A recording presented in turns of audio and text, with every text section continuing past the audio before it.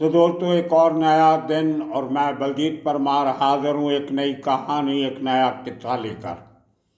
आज आपसे बात करेंगे एक ऐसे किलर से, कंट्रैक्ट किलर, बड़े बड़े हादसों को अंजाम दिया और तकरीबन 11 साल तक उसकी शक्ल किसी को मालूम नहीं थी। हर घटना के अंजाम के बाद सिर्फ 2-3 बातें सामने आती थी कि वो एक बड़ी तेज रफ्तार से एक मोटरसाइकिल पे आता है और खुद ही मोटरसाइकिल पे बैठे बैठे रोक के गोलियां चला के अपने शिकार को ढेर करके चला जाता है। और कभी किसी ने उसका चेहरा ध्यान से नहीं देखा था, किसी को उसकी हाइट बराबर नहीं थी, को खड़ा किसी ने नहीं देखा, मोटरसाइकिल पे बैठा देखा गया। लेकिन एक बात थी कि हर बार उस मोटरसाइकिल का रंग लाल हुआ करता था और मेक एक दो बार चेंज हुए हैं, कभी यामा था, कभी कोई और मॉडल था, लेकिन रंग मोटरसाइकिल का कलर रेड ही होता था, लाल होता था। और उसके साथ ऐसा लगता था कि शायद वो अपने सर पे विग पहनता था। ये एक इतनी वारदाताओं के बाद लोगों को, एक पुलिस के जो इंटेलिजेंस के लोग होते हैं, उन्होंने जो उसका हुलिया स्केच डिफरेंट वारदात के बाद बनाया, तो ये एक बात उभर के सामने आती थी कि शायद उसके बाल जो हैं वो असली नहीं हैं। अब इस बात का क्यास कैसे पुलिस ने लगाया वो जाने, लेकिन कहा जाता है कि एक बार एक हमले के दौरान जब वो अपने घटना को अंजाम दे रहा था, गोली चला रहा था, तो पीछे से किसी ने उसको हिट किया था और उसको सर पे थोड़ी सी चोट लगी थी। और उसने, कई लोगों ने देखा कि अपनी विग उतार के अपने उस सर पे जहाँ चोट लगी थी वहाँ हाथ वगैरह लगा के देखा था, या शायद उसकी वो विग उस हमले में हिल गई थी जिसको उसने रीसेट किया था। तो वहाँ से इस बात का अंदाज़ा लगाया गया कि उसके सर पे बाल असली नहीं है। अब चेहरे का रंग कैसा था, कैसे नैन नक्श थे, नाक कैसा था, आंखें कैसी हैं और डील डॉल कैसी है, मोटरसाइकिल पे बैठा कैसा लगता है, किस किस्म के कपड़े पहनता है, वो सब लोगों ने देखा।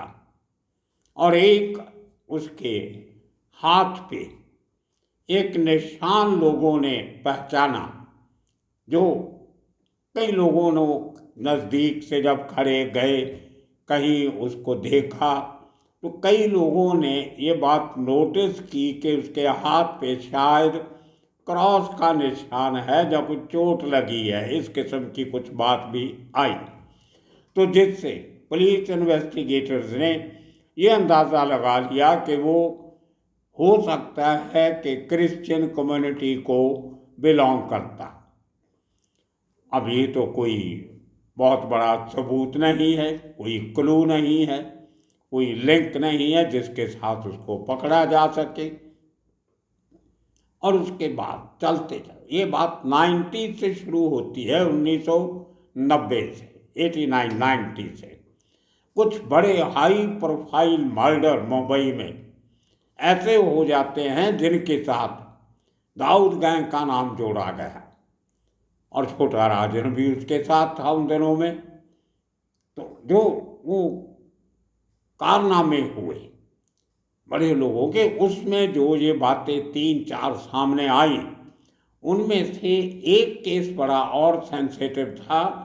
उस समय के मुंबई के deputy municipal commissioner encroachments mister GR Khairnar, बहुत बढ़िया इंसान थे, ईमानदार, किसी की परवाह नहीं करते थे, अपने ही म्यूनसिपल कमिश्नर से पगा ले लिया, मुख्यमंत्री से ओपन चैलेंज कर दिया शरद पवार को, लेकिन अपना काम नहीं रोकते थे। और जब उनके ऊपर अटैक हुआ, उस अटैक में भी यही आदमी पहचाना गया, इसी आदमी का हुलिया बताया गया। तो पुलिस को शक हुआ कि हो ना हो कि ये आदमी वही है जो लाल रंग के मोटरसाइकिल पे आता है और अपना काम करके हवा की तरह आता है, आंधी की तरह आता है, हवा की तरह चला जाता है, जो फिल्मी डायलॉग है। लेकिन उसके बारे में बहुत दिनों तक किसी को कोई खबर नहीं। पूरी मुंबई की क्राइम ब्रांच, ये वो एनकाउंटर स्पेशलिस्ट सब काम पे लगे। कई लोग तो काफ़ी नए नए आए थे, जिनमें सचिन वाजे या दया नायक, ये लोग तो काफ़ी लेट फील्ड में आए हैं। लेकिन जो पुराने लोग थे, प्रदीप शर्मा, विजय सलास्कर, रविंद्र आंग्रे, प्रफुल्ल भोसले, अंबादास पोटे, ये सबकी नींद हराम हुई थी कि ये आदमी है तो कौन है। तो एक डोसियर बन गया क्राइम ब्रांच में, द फेसलेस किलर। ये आदमी जिसका कोई चेहरा नहीं है, कोई पहचान नहीं है। फेसलेस का मतलब सिर्फ यही नहीं होता कि उसका चेहरा नहीं है, उसकी कोई बैकग्राउंड नहीं है, कहाँ का रहने वाला है, कौन सी भाषा बोलता है, किस गैंग का है, नहीं है। तो ये एक बहुत बड़ी असमंजस की हालत बनी हुई थी पुलिस फोर्स में। अब उस फेसलेस किलर को ढूंढने की कवायद चलती रहती है, जो तकरीबन 10 साल चलती। 10 साल, 90 से लेके 2000 तक। और 2000 में एक ऐसा कारनामा होता है, ऐसा कांड होता है जो मुंबई में नहीं, मुंबई से बहुत दूर कर्नाटका में जाके होता है, वो भी कोस्टल एरिया में। एक एमएलए का मर्डर हो जाता है वहाँ पे, कांग्रेस पार्टी के, रूलिंग पार्टी, हुकूमत थी कांग्रेस की, और उसके एक एमएलए का मर्डर। उसमें फिर वही लाल रंग का मोटरसाइकिल और उसी किस्म का हुलिया।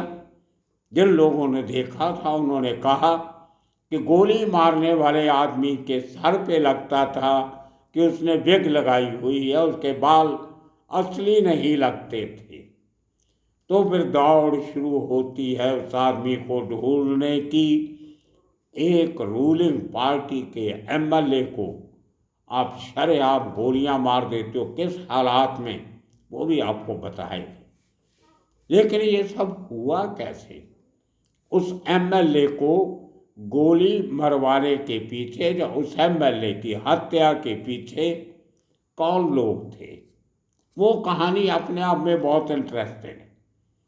मुंबई में आपने अमर नायक का नाम सुना है, बहुत बड़ा अंडरवर्ल्ड डॉन था, हथियारों का शौक था, नशे की तस्करी भी करता था, ड्रग में भी था, सबको पता है।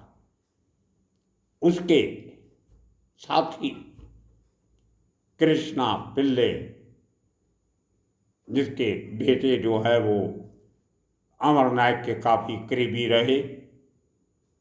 ये कहानी आपको 3-4 एपिसोड में हमने सुनाई थी।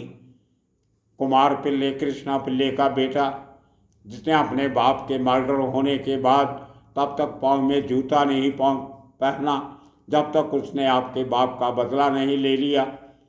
वो कुमार पिल्ले जो सिंगापुर से भारतीय एजेंसी उसको पकड़ के लाई थी, उसी का कृष्णा पिल्ले। और उसके साथ एक लल्लू भाई हुआ करता था। ये सब लोग अमर नायक के करीबी थे। अमर नायक का जो स्मगलिंग का, ड्रग स्मगलिंग का खास तौर पे जो काम था, जो ड्रग के धंधे का, वो यही लोग देखा करते थे। लेकिन डायरेक्टली नहीं, इनडायरेक्टली। वो लोग कौन थे जो इनडायरेक्टली पब्लिक की निगाह से, पुलिस की निगाह से, आंखों से बचते हुए ये ड्रग का काम करते? उनमें 3 भाई थे। ये बहुत कम लोगों को स्टोरी मालूम है। बहुत इंटरेस्टिंग किस्सा है मुंबई के अंडरवर्ल्ड का, जहाँ पे बहुत सारे फेसलेस लोग बहुत कुछ कर जाते हैं, किसी को पता तक नहीं चलता। उसी कर्नाटका से मैं कुछ अपने सोर्स से बातचीत करके निकाला था। कुछ बातें मैंने नोट करके रखी हैं, क्योंकि ये टिपिकल नाम हैं, एरियाज़ के नाम हैं। उनकी प्रोनाउंसिएशन कहीं गलत हो सकती है, लेकिन मैंने कोशिश की है लोगों से पूछ के कि ये सब बातें बराबर हों। उसी कर्नाटका के कारवार इलाके के जो कोस्टल एरिया है, समुद्र के साथ लगता है, वहाँ पे 3 भाई थे, बहुत ऑर्डिनरी फैमिली के गरीब लोग, काम धंधा नहीं, खाने के बातें जैसे मुंबई के भाषा में कहते हैं। बड़ा भाई था मधु नायक, जैसे दया नायक NAYK। ये 2 किस्म के नायक हैं कर्नाटका में, एक NAIK लिखते हैं और एक NYAK लिखते हैं।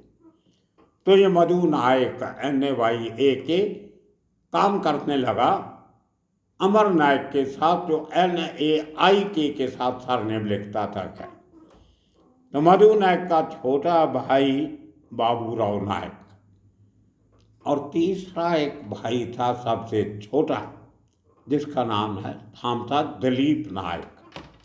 सबसे पहले मधु नायक मुंबई में आता है और अमर नायक का गैंग ज्वाइन करता है। अब मैंने बहुत सारे अमर नायक के पुराने साथियों से बात की पिछले 2-3 दिन से।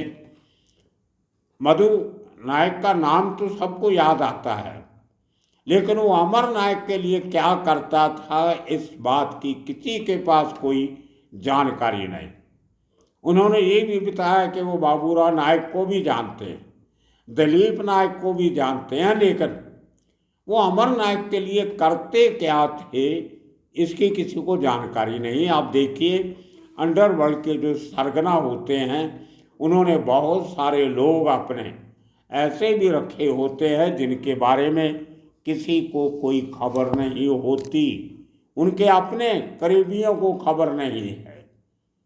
मैंने बहुत से करीबियों से बात की है, लेकिन किसी को इनके बारे में पता नहीं, लेकर मानते सब हैं कि जो तीनों भाई आते थे, अमर नायक भाई को मिलते थे, अश्वन भाई को मिलते थे, हमारे साथ भी मुलाकातें हुई हैं, लेकिन करते क्या थे वो नहीं पता।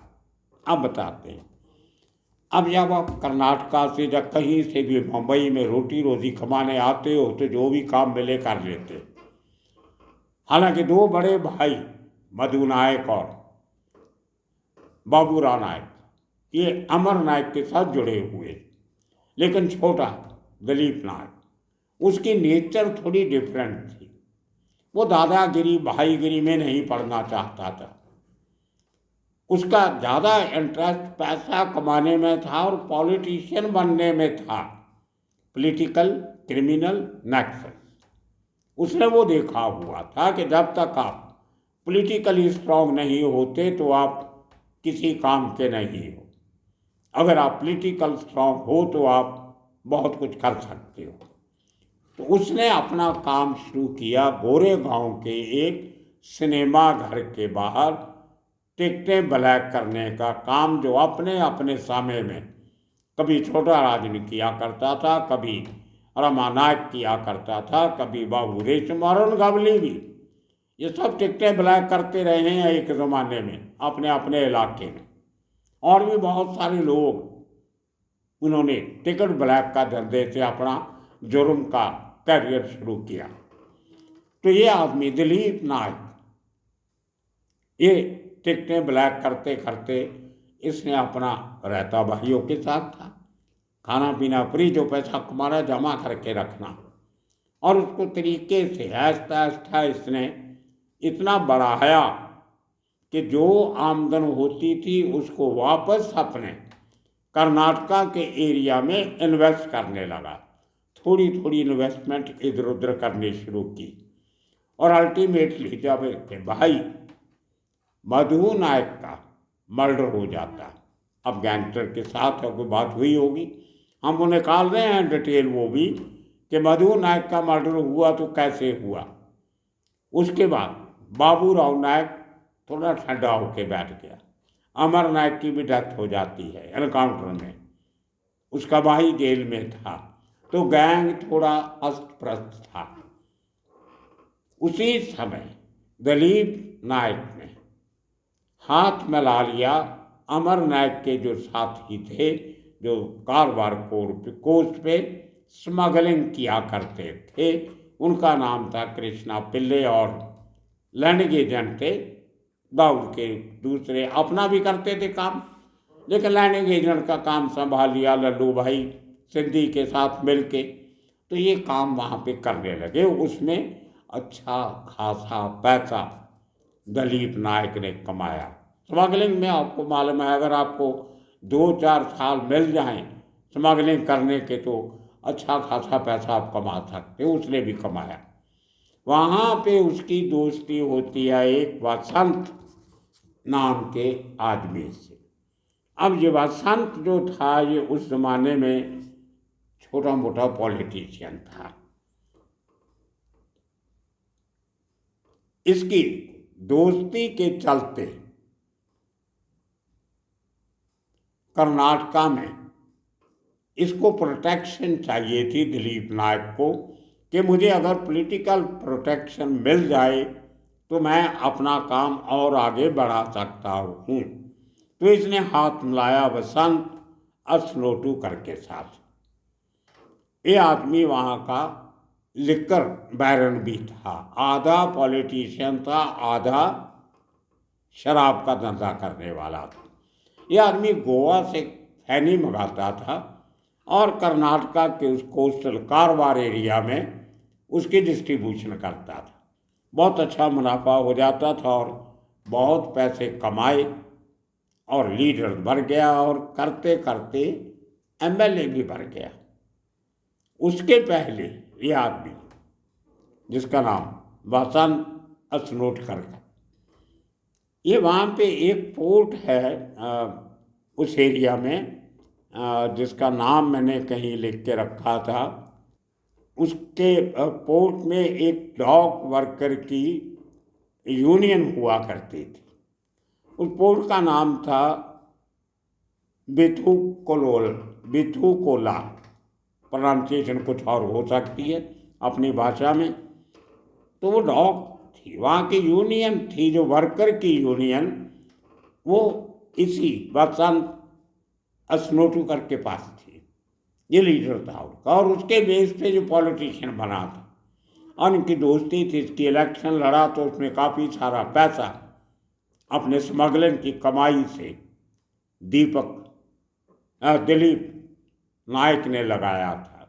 और जब वसंत एमएलए बन जाता है तो दिलीप ने बोला कि भाई आप अभी एमएलए बन गए हो तो ये यूनियन, जो डॉक वर्कर की, जो वहाँ गोदी के वर्कर की जो यूनियन है बेथुकोला की, वो मेरे हवाले कर दो ताकि मैं भी अपना थोड़ा सा एक पॉलिटिकल बेस बना लूँ।